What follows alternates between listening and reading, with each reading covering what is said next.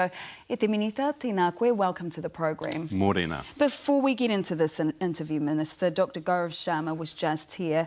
I have to ask you, did the Prime Minister mislead the public? Look, I want to leave all of these matters in the caucus room. I think that's where they're best dealt with.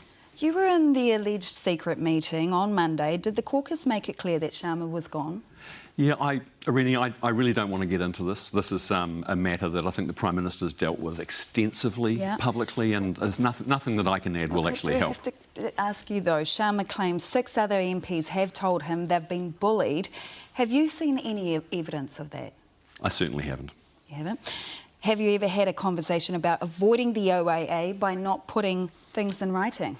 The only conversations I've had have been about actually meeting the spirit and the letter of the OIA. So. All right. Let's move on to nuclear weapons. You've said there are signs of a new nuclear arms race. That's a very serious claim. What are those signs? Well, I think most experts on this believe that the world is more at risk of nuclear catastrophe now than at any time since the height of the Cold War in the 1960s. We are living in a time of increased superpower rivalry. The invasion of Ukraine, I think, has just shown how delicate things are. And, you know, just this week, new research out from Rutgers University that showed that there's no such thing as a limited nuclear exchange. If we saw an exchange between Russia and the United States, for example, 3/4 of the world would be facing starvation within a few years. This is putting the planet and humanity at risk. So is this the most dangerous period in our lifetime?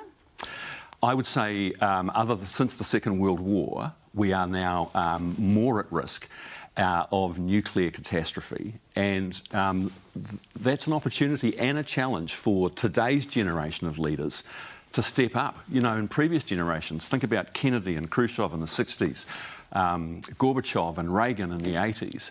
Even though times are very dangerous and uncertain right now, we're arguing, and I argued this at the UN just a couple of weeks ago in New York, we need the leaders, particularly of the nuclear weapon states, to step up and get serious about negotiating arms control. Yeah. What would a nuclear exchange mean for New Zealand to make that real for our viewers? Well, the report that I mentioned paints a cataclysmic picture for the planet. And interestingly, it says the modelling, the climate modelling, the nuclear winter that a major nuclear exchange would create with huge soot and ash in the atmosphere, it would reduce the temperature of the planet, food production would crash, you'd be looking at mass starvation across the globe. Interestingly, Australia and New Zealand, because of where we are on the planet, would be much less at risk of that. But can you imagine what the refugee movements would be globally? I mean, it's a scenario for the planet none of us want to contemplate. Yeah, look, Minister, you are one of the few in the world, a Minister for Disarmament, and we have credibility on this issue, so shouldn't you be doing more? Well, I think one of the things that I've found since doing this job is that New Zealand has standing, you know, because of our anti-nuclear law, the work of politicians like Helen Clark and previous generations. New Zealand is listened to. We are one of the clearest and strongest voices. Why not treat this like the Christchurch call?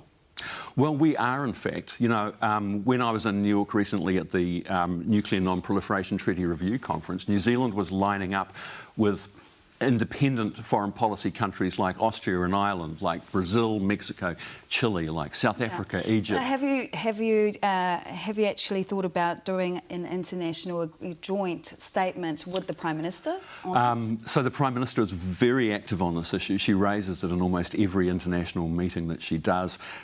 We have done a number of joint statements with other countries. New Zealanders, we're almost permanently campaigning on this issue internationally, and in large part it's kind of what we're known for in international forums, as a very strong and principled voice for peace and for nuclear disarmament. All right, you've just arrived back from the Nuclear Non-Proliferation Conference in New York. What tangible progress was made there? Well, we're 3 weeks into a 4-week conference. It was surprisingly encouraging in the first week of the conference. The White House came out with a proposal saying they were ready to sit down with Russia and negotiate a new arms control framework and to start negotiating with China.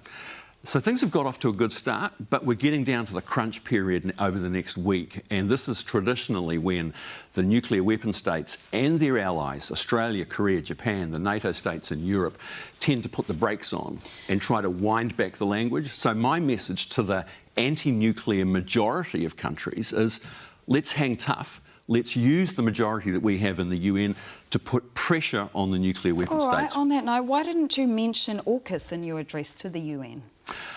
Because the main game here is the reduction of nuclear weapons. That's what our focus has been. AUKUS is a defence technology sharing relationship between the US, the UK and Australia. It is being discussed and debated at the conference. OK, Jeffrey Miller says we may be inching towards becoming part of it. Becoming part of it. What's your response to that? Well, you know, we're nuclear free. The nuclear submarines that Australia is looking to acquire under this arrangement, they won't be able to come in our waters. So that's the starting point. There is an issue about AUKUS, and that is that it's unprecedented for a non-nuclear weapon country to get nuclear-propelled submarines.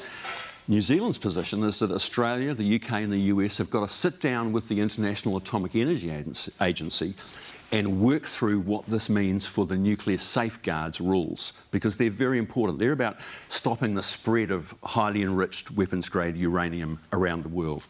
Thank you very much for your time and coming on to the show this morning. Thank you.